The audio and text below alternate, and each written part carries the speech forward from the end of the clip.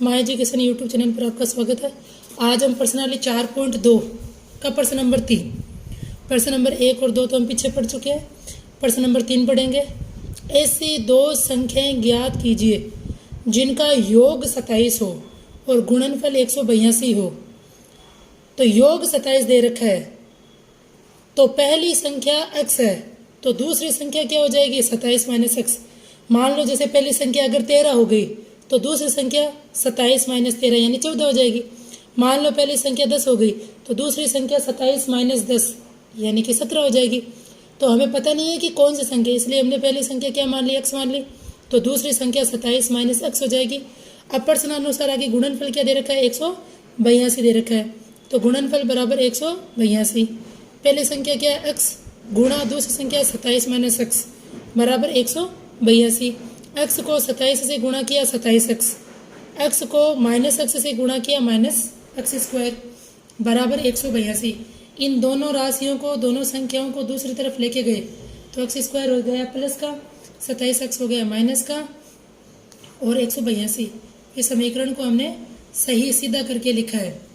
अगर हमें गुणनखंड पता नहीं है, जैसे पहली संख्या और लास्ट वाली संख्या का गुणा करने पर 182 आना चाहिए, बीच वाली संख्या जोड़ने पर माइनस के 27 आनी चाहिए। ऐसी दो संख्या हमें सोचनी है, तो ऐसी दो संख्या हमें पता नहीं है अगर, तो हम श्रीधराचार्य सूत्र से कर सकते हैं, जिसमें ए का मान 1, बी का मान माइनस 27, सी का मान 182। अगर गुणनखंड पता है तो गुणनखंड विधि से भी कर सकते हैं। इसमें गुणनखंड थोड़े बड़े हैं, 13 और 14 लेने पड़ेंगे। 182 का टुकड़ा होता है 13 गुणा 14, तो श्रीधराचार्य सूत्र से करना थोड़ा ठीक रहेगा। इसमें इन दोनों में x बाहर निकाला तो अंदर बचेगा x और यहाँ से बचेगा 13। इन दोनों से हमने माइनस का 14 बाहर निकाला है, तो अंदर चिन्ह उल्टा हो जाएगा, माइनस x क्या हो जाएगा प्लस x, और यहाँ से हमने 14 तो बाहर निकाल लिया तो प्लस 13 हो जाएगा माइनस 13। यह डब्बा और यह डब्बा सेम बनना चाहिए, तो ये हमने निकाल लिया बाहर, अंदर बचेगा x माइनस 14 बराबर 0। अब x माइनस 13 जो पहला डब्बा है उसको 0 के बराबर रखा, x माइनस 14 दूसरा है उसको 0 के बराबर रखा। x का मान आ चुका है 13, x का मान आ चुका है 14। तो पहली संख्या हमने x मानी, तो दूसरी संख्या 27 माइनस एक्स, गुणनफल 182। फिर हमने क्या किया, समीकरण बनाया। समीकरण को श्रीधराचार्य सूत्र से भी कर सकते हैं, और हमारे पास दो संख्या आ गई है 13 और 14 आ चुकी है। अब हम आगे का प्रश्न नंबर 4 करेंगे। प्रश्न नंबर 4 में क्या दे रखा है हमें कि दो क्रमागत धनात्मक पूर्णांक ज्ञात कीजिए। क्रमागत है, क्रमागत का मतलब लगातार, जैसे 4 और 5 भी हो सकता है, 6 और 7 भी हो सकता है, 8 और 9 भी हो सकता है, जिनके वर्गों का योग यानी उनका वर्ग करें फिर योग करें वो 365 है। तो पहला धनात्मक पूर्णांक हमने x माना, तो दूसरा क्रमागत धनात्मक पूर्णांक क्या हो गया, x प्लस 1 हो गया। अब इनके वर्गों का योग किया तो वो दे रखा है हमें 365। इसमें a प्लस बी का होल स्क्वायर का सूत्र लग रहा है, तो a प्लस बी का होल स्क्वायर का सूत्र क्या होता है, a square plus 2ab plus b का स्क्वायर। a का मान x है, b का मान 1 है, तो ये तो x स्क्वायर का x स्क्वायर आ गया। यहाँ हमने लिखा a square plus 2ab plus b का स्क्वायर बराबर 365। 365 इधर आया तो माइनस का 365 बन गया। एक प्लस का है माइनस का 365 है, तो माइनस का 364 बनेगा, बचेगा बराबर 0। फिर हमने क्या किया, ये समीकरण आ गई, 2 का भाग लगाया सभी में, क्योंकि अगर सभी में 2 का भाग जा रहा है तो समीकरण को थोड़ा छोटा करना ठीक रहेगा। यहाँ 2 से 2 कट गया, यहाँ से 2 से 2 कट गया, 364 में 2 का भाग लगाया 182। ए का मान 1 है, बी का मान 1 है और सी का मान माइनस 182 है। तो चाहो तो हम गुणनखंड विधि से कर सकते हैं, और चाहे हम श्रीधराचार्य सूत्र से भी कर सकते हैं। ये तो पीछे प्रश्न के गुणनखंड ही आया है, जैसे गुणा करने पर 1 आना चाहिए, जोड़ने पर 1 आना चाहिए और गुणा करने पर माइनस 182 आना चाहिए, तो पीछे वाला ही प्रश्न है। तो हमने लिख लिया 14 और 13, 14 प्लस का 13 माइनस का, क्योंकि घटाने पर बचेगा 1 माइनस 182। 182 के वापस पीछे प्रश्न किधर है, गुणनखंड होंगे 14 और 13। इन दोनों में से x कॉमन आ रहा है, इन दोनों में से माइनस का 13 कॉमन आ रहा है। माइनस का जैसे ही कॉमन लिया तो यहाँ से बचेगा x, यहाँ से बचेगा प्लस का 14। चिन्ह उल्टे हो जाते हैं माइनस की संख्या लेते ही। फिर ये डब्बा और ये डब्बा सेम है, तो इनको बाहर निकाला, अंदर क्या बचेगा, यहाँ से x बचेगा, यहाँ से माइनस 13 बचेगा। फिर इसको भी 0 के बराबर रखा, इसको भी 0 के बराबर रखा। यहाँ से x का मान माइनस का 14 आया, यहाँ से x का मान 13 आया। प्रश्न में लिखा हुआ था धनात्मक पूर्णांक, इसलिए माइनस वाली संख्या तो हो नहीं सकती। x का मान क्या लेंगे हम, 13 लेंगे। दूसरे वाली संख्या क्या हो जाएगी, 14 हो जाएगी, क्योंकि क्रमागत 2 धनात्मक पूर्णांक हमें लेने थे। तो एक संख्या हमारे x का मान 13 आया, तो दूसरे का मान हम 14 ले लेंगे। अब है 5वां प्रश्न, एक समकोण त्रिभुज की ऊंचाई आधार से 7 कम है। तो आधार हमने अगर x माना है तो उसे 7 कम कर दे तो ऊंचाई आ जाएगी। ऊंचाई का मतलब लंब आ जाएगा x माइनस 7, क्योंकि आधार तो हमें पता ही नहीं है तो x मान लेंगे। ऊंचाई क्या हो जाएगी, x माइनस 7 हो जाएगी। कर्ण का मान हमें प्रश्न में क्या दे रखा है, 13 दे रखा है। तो अन्य 2 भुजाएं ज्ञात करनी है, यानी आधार ज्ञात करना और लंब भी ज्ञात करना है। तो आधार हमने x माना, लंब 7 कम है, ऊंचाई और लंब एक ही चीज़ है, x माइनस 7 हो जाएगा। उसके बाद हमने क्या किया, जब भी समकोण त्रिभुज की बात आए तो पाइथागोरस प्रमेय लगाना है। कर्ण का स्क्वायर बराबर लंब का स्क्वायर प्लस आधार का स्क्वायर। कर्ण का मान प्रश्न में 13 दे रखा है, लंब का मान x माइनस 7 हमने लिया है, आधार का मान x है। इसमें a माइनस बी का होल स्क्वायर का सूत्र लग रहा है। a का मान x है, b का मान 7 है, सूत्र हम माइनस वाला ही लगा रहे हैं। तो a square minus 2ab plus b का स्क्वायर, तो ये हो गया हमारे पास x स्क्वायर, और ये x स्क्वायर 2x स्क्वायर, 7 को 2 से गुणा किया 14, 7 का वर्ग होता है 49। 169 को हम दूसरी तरफ भेजेंगे तो माइनस का 169 हो जाएगा, घटाया तो माइनस का 120। इस पूरे समीकरण को हमने उल्टा करके लिख दिया।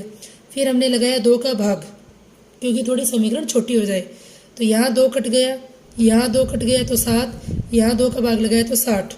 फिर हमने गुणनखंड विधि अपनाई, श्रीधराचार्य सूत्र भी लगा सकते हैं। तो गुणा करने पर 60, जोड़ने पर माइनस का 7, ऐसी 2 संख्या सोचनी है।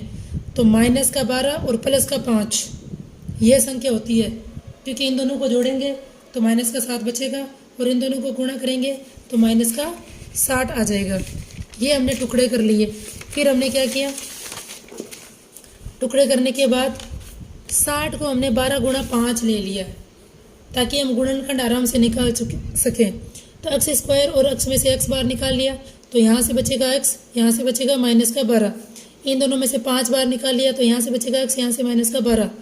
ये डब्बा सेम बन रहा है तो बाहर निकाल लिया, तो यहाँ से बचेगा x, यहाँ से बचेगा प्लस का 5 बराबर 0। इसको भी 0 के बराबर रखा, इसको भी 0 के बराबर रखा, तो x का मान कितना आ चुका है 12। यहाँ से x का मान माइनस 5। भुजा कभी भी ऋणात्मक नहीं होती, इसलिए ये नहीं चलेगा। तो x का मान क्या ले लेंगे हम, 12। तो लंब का मान कितना हो जाएगा, 7 कम है, यानी 12 माइनस 7 यानी 5 आ जाएगा। अब है लास्ट प्रश्न 4.2 का, एक कुटीर उद्योग एक दिन में कुछ बर्तनों का निर्माण करता है। कुछ बर्तनों का निर्माण करता है, तो कितने बर्तनों का निर्माण करता है हमें पता नहीं है, तो हमने क्या मान लिया, x मान लिया। एक विशेष दिन यह देखा गया कि प्रत्येक नग की निर्माण लागत का मतलब कितना खर्चा है, उस दिन के निर्माण किए गए बर्तनों की संख्या के दुगुने यानी गुणा 2 से 3 अधिक है, यानी प्लस 3 है। तो देखो प्रत्येक बर्तन की लागत कितनी हो गई, हमने कितने बर्तन बनाए, x बनाए, x को हमने 2 से गुणा, क्योंकि दुगुना है और 3 अधिक है तो 3 हमने जोड़ दिया, तो 2x प्लस 3 हो गई। तो हमें उस दिन में कितने रुपए लगे, अब टोटल 90 रुपये लग रहे। तो बर्तनों की संख्या x है, एक बर्तन की कीमत आ गई, टोटल रुपए हमें कितने दे रखे हैं, 90 रुपये दे रखे हैं। तो हमें बर्तनों की संख्या भी ज्ञात करनी है और उनकी लागत भी यानी कीमत भी निकालनी है। तो हमें पता है, जैसे मान लो एक किताब का मूल्य 5 रुपये है, तो 10 किताबों का मूल्य कितना होगा, 5 गुणा 10। वैसे सभी बर्तनों की कीमत क्या होगी, कितने बर्तन है, x बर्तन है, एक बर्तन की कीमत क्या है, 2x प्लस 3 है, तो दोनों को गुणा कर देंगे। तो x को 2x से गुणा किया 2x स्क्वायर, x को 3 से गुणा किया 3x, ये आ गई बर्तनों की कीमत। लेकिन प्रश्नों में बर्तन की कीमत कितनी दे रखी है, प्रश्न में 90 दे रखा है। तो यहाँ हम जो हमने निकाली थी वो रख देंगे, ये जो प्रश्न वाली है वो रख देंगे। 90 इधर आया तो माइनस का 90 बन गया। ऐसी संख्या जो गुणा करने पर 180 हो, जोड़ने पर 3 हो, ऐसे 2 संख्या 15 और 12। अगर नहीं आता तो श्रीधराचार्य सूत्र ही लगाना सही रहेगा। तो यहाँ हमने प्लस का 15 लिया, माइनस का 12 लिया है। गुणा करने पर माइनस का 180 होता है और घटाने पर होता है 3। अब 90 को मैंने 15 गुणा 6 लिख दिया, 12 को हम 6 गुणा 2 लिख सकते हैं। इन दोनों में से x कॉमन आ रहा है, तो यहाँ से बचेगा 2x, यहाँ से बचेगा 15। इन दोनों में से क्या कॉमन आ रहा है, 6 बार आ रहा है, क्योंकि 12 को हम 6 गुणा 2 लिख देंगे। तो 12 में से 6 तो बाहर निकालिया तो 2 बचेगा, ये है x, और यहाँ से बचेगा 15। माइनस का चिन्ह भी बाहर लिया तो दोनों संख्या हो जाएगी प्लस की। अब ये डब्बा सेम है तो बाहर निकाल लिया। यहाँ से बचेगा x, यहाँ से बचेगा माइनस का 6 बराबर 0। इसको भी 0 के बराबर रखा, इसको भी 0 के बराबर रखा। माइनस का 6 उधर गया तो प्लस का 6 बन गया। यहाँ प्लस का 15 उधर गया तो माइनस 15 बन गया। 2 गुणा में है, कोई निशान नहीं है तो गुणा है, तो भाग में चला गया। x बराबर आ गया 6। ये माइनस वाली संख्या खिलौनों में, माइनस के बर्तन कभी भी नहीं होते, माइनस के खिलौने भी कभी नहीं होते, इसलिए ये नहीं होगा धनात्मक संख्या। यानी हमने कितने खिलौने बनाए हैं? 6। और खिलौनों की कीमत कितनी है? 2x + 3, तो कोई निशान नहीं है तो गुणा। x का मान 6 रखा, 2 को 6 से गुणा किया 12, 12 और 3 15, यानी 15 प्रत्येक खिलौने की कीमत है। और कितने खिलौने बने हैं? 6 खिलौने। अब हम आज प्रश्नावली 8 पढ़ेंगे, शुरू करेंगे आज। त्रिकोणमिति का परिचय। सबसे पहली बात, समकोण त्रिभुज आना चाहिए। त्रिभुज का मतलब 3 भुजाओं से घिरी हुई बंद आकृति त्रिभुज होती है। 90 डिग्री, समकोण का मतलब 90 डिग्री। 90 डिग्री के सामने वाला हमें हमेशा कर्ण मानना है। आधार और लंब दोनों चेंज हो सकते हैं, क्योंकि हमें जो कोण दिया हुआ होगा उसके सामने वाला लंब होता है और बाकी बचा हुआ आधार। अब हमें यह सूत्र याद करना है, लाल बट्टा का सूत्र। यहाँ होता है साइन, यहाँ होता है कोस, यहाँ होता है टेन, यहाँ होता है कोट, यहाँ होता है सेक, यहाँ होता है कोसेक। अब देखो साइन का सूत्र कैसे बनाएंगे। साइन के नीचे क्या लिखा हुआ है? लंब बट्टा कर्ण, ये हो गया साइन का सूत्र। कोस का सूत्र नीचे क्या लिखा हुआ है? आधार बट्टा कर्ण। टेन का सूत्र लंब बट्टा आधार, ये हो गए इनके सूत्र। अब कोट का देखो, कोट की सीध में चलो, नीचे क्या लिखा हुआ कोट के सीध में? आधार बट्टा लंब, ये कोट का सूत्र। सेक के नीचे क्या लिखा हुआ है? कर्ण बट्टा आधार, ये हो गया। कोसे के नीचे क्या लिखा हुआ है? कर्ण बट्टा लंब। तो ये सूत्र हमें याद करने। प्रश्नावली 8.1 में हमारे ये सूत्र काम में आएगा। साइन का सूत्र कैसे बनाया, कोस का कैसे बनाया, टेन का कैसे बनाया, फिर कोट का कैसे बनाया, सेक का कैसे बनाया और कोसेक का सूत्र कैसे बनाया। बाकी हम अगली क्लास में चर्चा करेंगे। धन्यवाद।